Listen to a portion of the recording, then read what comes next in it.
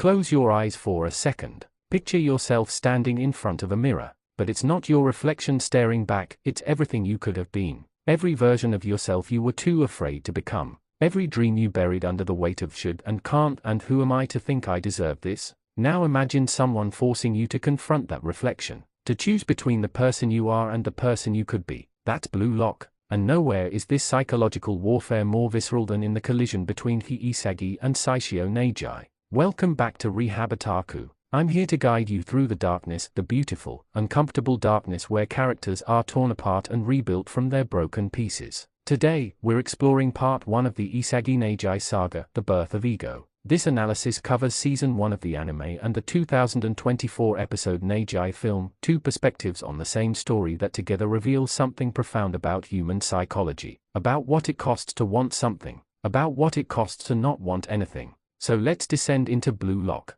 Let's watch two boys destroy who they were to discover who they might become.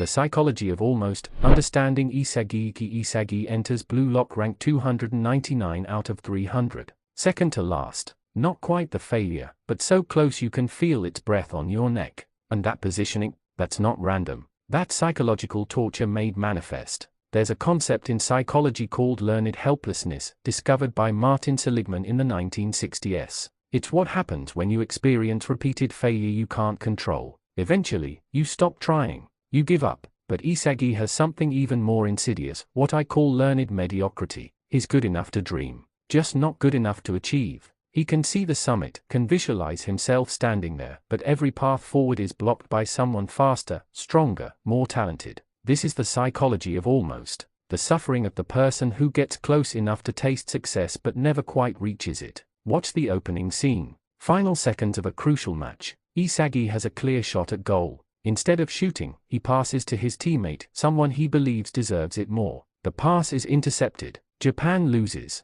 His high school career ends not with courage, but with self-doubt. This moment reveals something crucial about Isagi's psychology. He's operating from what's called an external locus of control, the belief that outcomes are determined by external forces rather than your own actions. In that split second, Isagi didn't trust himself to be the hero of his own story. He gave that role to someone else. And here's where it gets deeper. Japanese culture emphasizes collective harmony. Individual ambition is often seen as selfish, disruptive. Isagi wasn't just being humble in that moment. He was being obedient. Following the script society gave him, support others, don't stand out, prioritize the group over yourself. But beneath that compliance, there's something else. A hunger he doesn't have words for yet. A rage at his own mediocrity that's been simmering his entire life. Recent manga chapters, specifically chapter 322, finally revealed the origin of this hunger. As a child, Isagi was timid, anxious, easily frightened.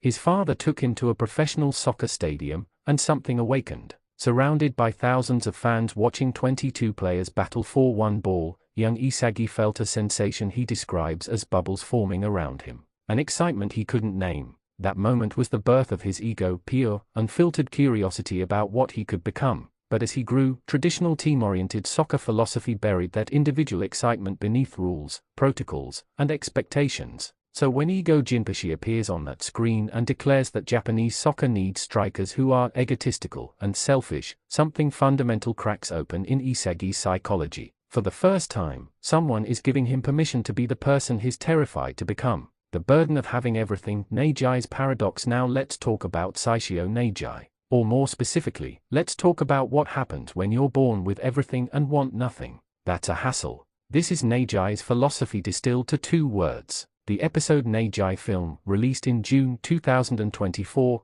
expands on his backstory, showing us a boy who treats life like a series of interruptions between naps and video games. But here's what makes Nagi psychologically fascinating: he's not lazy, he's defended. In psychology, there's something called the burden of giftedness, studied by researchers like Mihaly Csikszentmihalyi, who pioneered the concept of flow states. When natural talent comes too easily, it can actually inhibit motivation. Why? Because challenge is what creates meaning. When you can do something perfectly without effort, there's no story, no struggle that makes achievement feel real. Nagi controls objects with his body like they are extensions of his consciousness. He executes techniques other players spend years mastering on his first try. He's a prodigy without purpose, just performance. The episode Nagi movie reveals something crucial. Before meeting Reo, Nagi had never been interested in anything. Not soccer, not school, not life itself.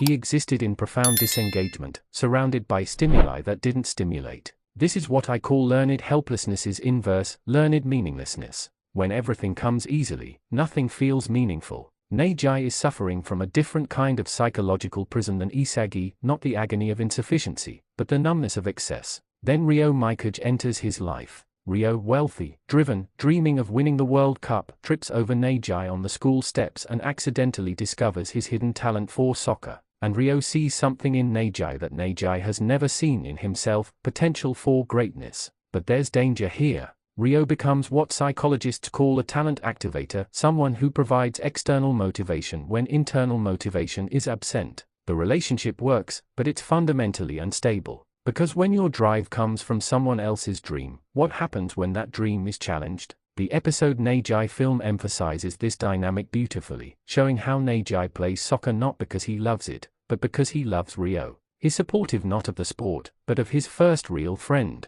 This isn't ego. Not yet. This is dependency wearing the mask of partnership. The collision, Team V versus Team Z. When Team Z faces Team V, we're watching more than a soccer match. We're watching two fundamentally different relationships with ambition collide on the same field. Team V, centered around Nagi and Reo, takes a quick 3-0 lead. Their symbiosis is frighteningly effective. They move like one consciousness split between two bodies. Reo creates opportunities, Nagi converts them with physics-defying technique. It's beautiful, it's efficient, it's perfect, and that's precisely why it's vulnerable. Because perfection that comes without struggle is perfection without foundation. A sandcastle built at low tide, waiting for the waves to come. Watch Isagi during this match. He's outclassed in every measurable way. Nagi and Reo are simply better players. But Isagi has something they don't, desperation-fueled analysis. Ego describes Isagi's weapon as spatial awareness, the ability to read the field like a chessboard, to see plays before they happen.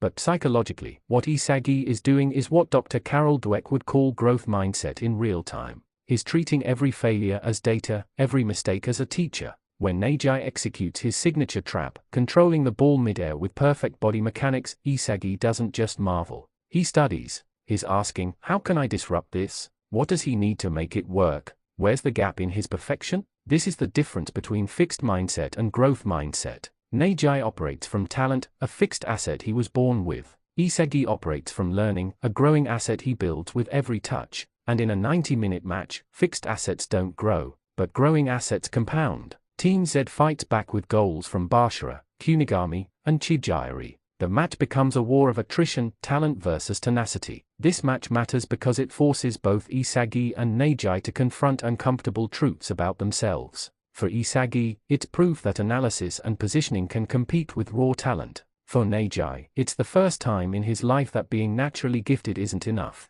The awakening, when Nagi feels something Team V loses, and something breaks inside Nagi. For the first time in his life, something he tried to win at, he lost. The episode Nagi film captures his confusion perfectly. He's not angry or sad. He's bewildered, like someone who just discovered gravity works differently than they thought. The psychological impact of this cannot be overstated. Research in sports psychology shows that athletes who've never experienced significant failure often have fragile confidence structures. Their self-concept is built on winning, so when losing occurs, it doesn't just feel bad, it feels impossible. It contradicts their entire understanding of who they are. Reo, meanwhile, is devastated. His dream of becoming the best with Nagi is crumbling. But Nagi is discovering something he's never felt before, the ache of wanting something you can't have. And that ache? That's ego being born. In Jungian psychology, there's a concept called enantiodromia, the principle that things transform into their opposites when taken to extremes. Nagi's complete apathy, when confronted with genuine challenge, begins transforming into its opposite, obsessive interest. But notice what triggers this transformation. It's not Reo's dream. It's not winning the World Cup. It's simpler and more selfish. He wants to beat Isagi. Not for Reo. Not for glory. But because Isagi made him feel something he'd never felt, the specific humiliation of being outplayed by someone with less talent. This is ego. Raw, primal, undeniable.